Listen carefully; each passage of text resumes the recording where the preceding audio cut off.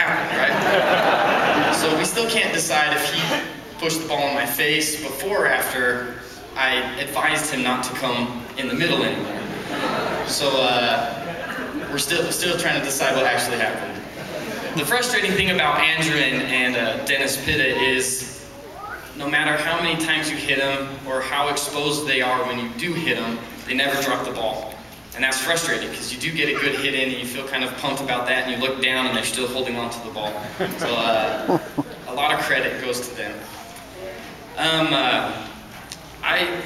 I've been known, or I like to think of myself as a very quiet person on the field. I make calls when I have to, but when it comes to talking to the other team or to the offense during camp, I don't say much.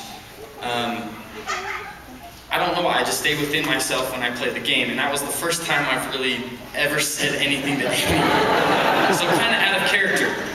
To make matters worse, 2 days later was April 1st, April Fool's Day. I'm sitting in a biology class, and I get text message after text message from family and friends saying, "Nice job, we just read about in the paper that you're the biggest trash talker on the team." My mom was mortified. Max Hall did some interview with the newspapers, and he had to answer questions like who's the funniest player on the team, who's the hardest hitter, you know, who's the fastest guy, and then one of the questions was who's the biggest trash talker. And I confronted him after this, and he said it just as a joke.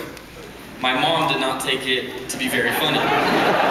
She's worried about her little boy and what people are thinking about him saying on the field. So again, just for the record, I have to make that straight, not for me, but for my mother. I came to BYU in 2003. As a young 18-year-old, I loved the Cougars. I grew up watching Ty Detmer, grew up watching Chad Lewis, and I think a defining moment for me and what I wanted to do was in 6th grade, Chad Lewis came to my elementary school. And he spoke, and since then I'd always wanted to play in Cougar Stadium. And I worked on that, and finally I was able to do that. I came then, I went on my mission, and on my mission I thought that my priorities had changed. And I was just a walk-on, so I felt like it was kind of a lot of hard work. But I came home, and actually, after being home for about a week, I went in to tell Coach Mendenhall that I wasn't going to play football anymore, that I was done. And after about 10 minutes talking to him, I left his office more excited to play football than I'd ever been in my entire life. Coach Mendenhall has this presence. And the 3 things he told me about the football team were we were about honor and integrity, we're about team unity, and we're about competitive excitement. And I left pumped, and I thought, you know what, those 3 things go along with my priorities, my newfound priorities of a mission. So I continued to play. Just to let you know a little bit about Coach Mendenhall, maybe some things. Groups like this like to hear inside stories, things that they don't really see. Coach Mendenhall has an unbelievable presence. Every day before we practice, we have a team meeting. And we put all 105 players in a single room together. And you can imagine 105 20-year-olds together at one time gets kind of crazy. Guys are laughing, guys are giggling, guys are playing jokes on other people, and just having a good time. And even if you're not looking up, when Coach Mendenhall walks into the room, you can feel it. You can feel that presence walk into the room, and it becomes silent. There's just a hush that comes over the room. And so this happens day after day, and we love hearing what he has to say to motivate the team. One in particular day, we were preparing for a huge game on Saturday, and it was a really important game for us. And the press was building it up, everyone was building it up, and it was one of the biggest games of the season. So we're sitting there, everyone's goofing around, Coach Mendenhall walks in the room and becomes dead silent. And we're sitting there, just listening to what he has to say, and he's writing something on the board. And out of nowhere, a tennis ball whizzes right by my head, and almost hits Coach Mendenhall as his back's turned. And I thought, who just threw that? Who is insane enough to throw a tennis ball during this meeting? I'm ducking, trying to hide, because I don't know the repercussion of what's about to happen. And as I'm thinking, okay, good, he didn't see that one. Another one comes flying right by, almost hits it again. And we're all turning around thinking, who's doing this? And then comes raining tennis balls, just tennis ball after tennis ball, and we're mortified. we were scared out of our minds to see what was going to happen. And as we're sitting there just nervous, Coach Mendenhall turns around and catches one, and then taught us a lesson. We turned around and saw the coaches throwing the tennis balls. And the lesson was just about distractions, not being distracted by outside influences. So it was a great object lesson for that week. But more importantly, I think the thing that we all understood was Coach Mendenhall's presence too.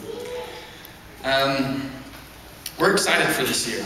Coach Mendenhall, it's the most excited I've seen him. The first day of fall camp, he was out there half an hour before anyone else, and he's pacing up and down the field. And Coach Mendenhall this year has been coaching a position group. It's the first time that he's coached a position group since he's been head coach. And the first day of practice, we were all doing our drills, and I looked over, and they've got about 5 of those huge bags lined up, and he's running, smacking one, then doing a spin around the other one, and then tackling the other bag. Just running up and down the field, and they called us up about 20 minutes into practice, and he's dripping with sweat. He's got the big sweat mark down his shirt. So Coach Mendenhall's excited, and it's spread to the rest of the team. And that's something that we've been focusing on, especially as a defense. We're excited. We're excited to play. We're playing with a lot of emotion, and we're excited to be able to show that on Saturdays. From a defensive standpoint, everyone's healthy, and everybody's been asking about the new cornerbacks. They're doing great. It's fun to have a lot of depth at that position, to see a lot of athletic guys come in with great speed, be able to run around with anyone. We've got great leadership from the linebackers to guys in the secondary, guys that are learning their positions, and we feel we're more prepared than we've ever been.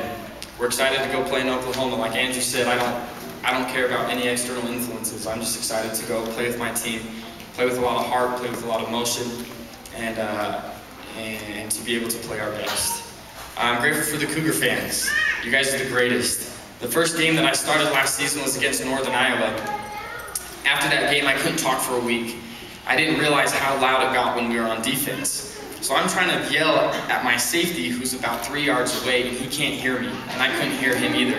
So we have to make up hand motions for home games, because you guys are so loud, and we really appreciate that. Keep being loud, keep cheering on your Cougars. Grateful for all you guys do. Great to be here. Go Cougars.